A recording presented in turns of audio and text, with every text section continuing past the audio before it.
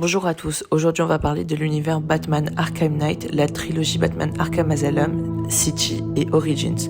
Le dernier en date est celui de 2015, c'est Batman Arkham Knight. C'est pour ça qu'aujourd'hui nous allons parler de Poison Ivy, un des personnages phares de la licence Batman Arkham, où elle se sacrifie dans le dernier jeu. C'est une ennemie récurrente des jeux Batman, surtout dans la licence Batman Arkham. Sa création. Le docteur Pamela Isley travaillait dans la botanique et était passionnée par tout ce qui était plantes, tout ce qui était en rapport avec la nature. Elle déteste les hommes et selon les BD et selon les jeux ou les films, son origin story change beaucoup, surtout que à partir des années 2000, elle a souvent la peau verte dans certains jeux, dans certains films et dans certaines séries d'animation. Avant les années 2000, dans la série Batman The Animated Series, elle avait plus la peau blanche. C'est pour ça que ce temps-ci, on la verra plus comme dans les paquets Lego, avec la peau verte, un teint verdoyant, au lieu de la peau blanche. Poison Ivy a fait beaucoup d'apparitions dans certains jeux vidéo, comme ce que vous voyez à l'écran, le jeu Injustice 2, où elle est déjà apparue en tant que personnage méchante, mais dans certains jeux comme le jeu Batman Arkham Asylum, ou même dans la série Harley Quinn, elle apparaît souvent comme un personnage gentil ou allié du personnage principal qui est Batman.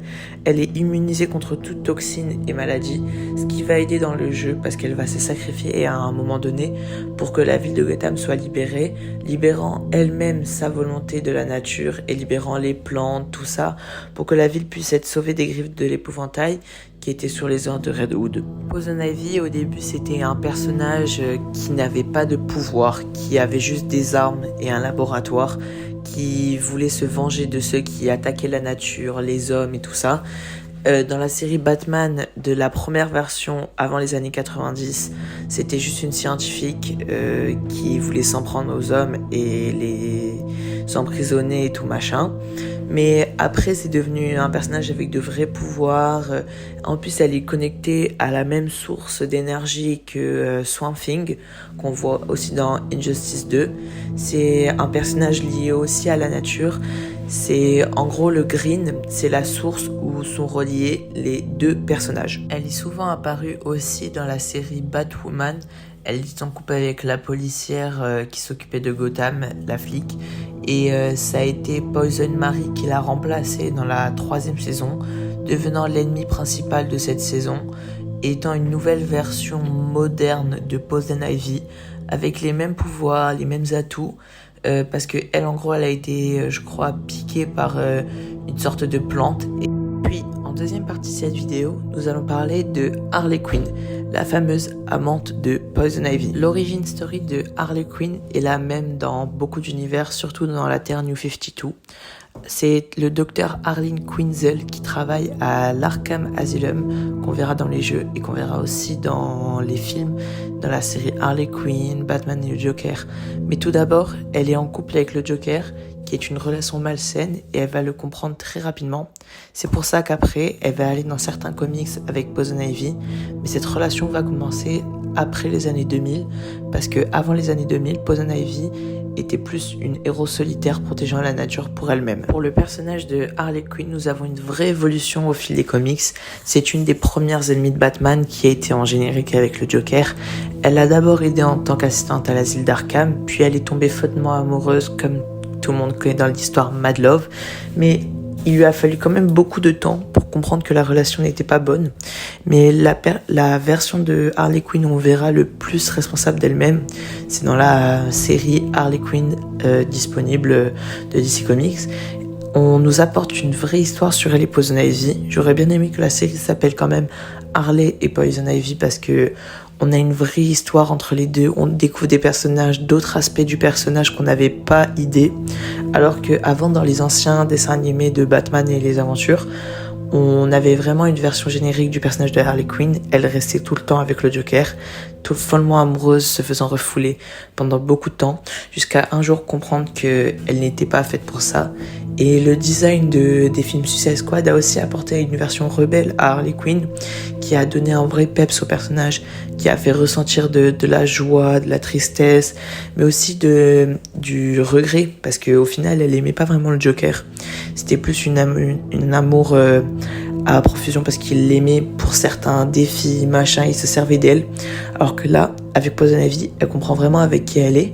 Alors que dans la série Harley Quinn, Poison Ivy a failli se marier avec Kate Manne, mais au final, elle a choisi Harley parce que c'est la vraie personne qu'elle aime et qu'elle aimera vraiment toujours. En plus de ça, les deux ont fait partie du gang, les Gotham Sirens, qui faisaient partie avec Catwoman, Poison Ivy et Harley Quinn, qui a eu beaucoup de membres, Black Canary, tout ça, mais les vrais personnages qui ont été dans cette team, c'est Poison Ivy, Harley Quinn et Catwoman, appelés les Gotham Sirens. C'était des personnages un peu solitaires dans Gotham, qui s'amusaient, qui faisaient la fête, qui étaient juste là vraiment pour le fun et tout ce qui s'ensuit.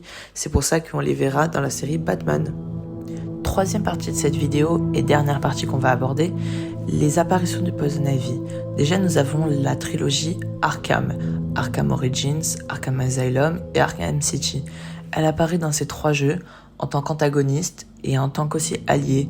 Mais le dernier jeu où elle apparaîtra, c'est Arkham Knight, le chevalier avec Red Hood, où elle se sacrifiera, comme vous voyez sur les images. Elle va essayer de trouver la source de l'épouvantail en se sacrifiant. Mais elle apparaît aussi dans la série Batwoman sur grand écran, quand elle est amoureuse de la policière et qu'elle devient Poison Mary dans une autre âme, du coup de celle d'une riche héritière de Gotham. Elle prendra sa place pendant quelques temps en la manipulant et en influençant ses actions, et ça deviendra une réincarnation entre guillemets de Poison Ivy. Bien sûr aussi, comme vous devez connaître depuis longtemps, vous avez aussi l'apparition dans Batman Forever, une apparition pas très fructueuse pour l'époque, parce que les designs n'étaient pas trop en raccord avec les comics, mais c'est une première version de Poison Ivy qui est vraiment pas proche à la nature, ce qu'on verra plus souvent de notre point de vue de notre génération aujourd'hui, car je trouve que, à part dans les jeux vidéo, les films et les dessins animés nous montrent pas une Poison Ivy proche pour se sacrifier. Elle est plus proche des humains, terre à terre avec eux, alors que normalement c'est censé être l'inverse. Elle déteste les hommes, particulièrement ceux qui détruisent la nature. Elle veut se venger d'eux et se sauver. Comme vous voyez dans le jeu ci-dessous vous, en gros, Batman il est censé aller prendre sa voiture pour aller à l'arbre magique qui est censé sauver Gotham, où il y a déjà Poison Ivy à l'intérieur, mais quand elle va essayer de se connecter aux 2 orbes qui étaient devant elle, elle va faire comme une surcharge, elle va tomber dans les bras de Batman, et ensuite elle va se sacrifier en héroïne pour Gotham, et on la verra dans Suicide Squad Kill the Justice League. C'est la dernière adaptation dans ce jeu Batman qu'on verra sur un mur Poison Ivy tagué, Harley Quinn disant « Oh Red, tu t'es vraiment bien sacrifié ».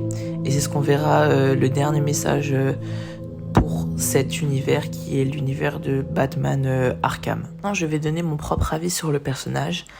À part quelques apparitions intéressantes comme dans Gotham Sirens avec Catwoman et Harley, ou dans The Suicide Squad quand elle a fait de très brèves apparitions, je trouve que le personnage dans l'ensemble il apparaît très bien à chaque mission ou à chaque environnement dans l'univers de Batman.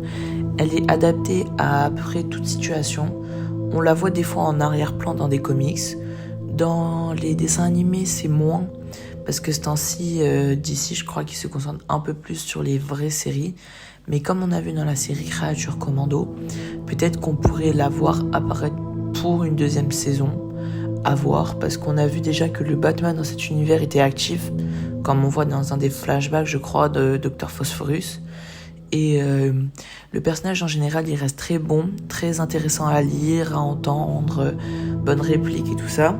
Surtout dans la série Harley Quinn, on ressent le personnage à travers Harley, à travers les histoires, son abandon pour Catman, pour se marier vraiment avec Harley, son amour de vie. Tout ça, ça donne vraiment vie au personnage. Et surtout les sacrifices dans certains jeux, comme dans Arkham Knight, où on la verra pas alors qu'elle aurait pu juste travailler pour elle-même et aider d'autres vilains. Dans d'autres adaptations, par exemple, elle reste vraiment avec les vilains. Elle est vraiment pas du côté de Batman. Ses premières apparitions dans les séries, c'était au début une scientifique qui voulait presque limite tuer Batman. Mais au final, elle le fait pas, parce que je crois que j'avais entendu dire qu'il y avait une des versions de Poison Ivy, elle devait genre tomber amoureuse de Batman, un peu à la rigolote version Harley Quinn ou un truc dans le genre, mais elle va très bien avec plein de personnages. Un feat que j'aurais bien aimé, c'est avec Red Hood, j'ai pensé, et j'ai aussi été un peu déçu de ne pas l'avoir vu dans le film Batman vs Ninja, je crois. C'était avec la Yakuza League. Dans les deux films, je pensais peut-être qu'on allait avoir elle comme méchant, parce que thème japonais, thème elle, ça aurait pu faire un style vraiment authentique. Et voilà, pour le personnage de Poison Ivy, n'hésitez pas à me dire quel personnage vous voulez pour la prochaine fois. Je vais vous dire au revoir. Les prochains thèmes, ce sera ou Marvel ou DC Comics. À vous de me dire. Si vous aimez bien les vidéos comme ça en long format, faites-le moi comprendre. Je vous laisse vous abonner, vous partager et surtout vous mettez un petit commentaire et un petit like. Je vous souhaite une très bonne journée et je vous dis à la prochaine.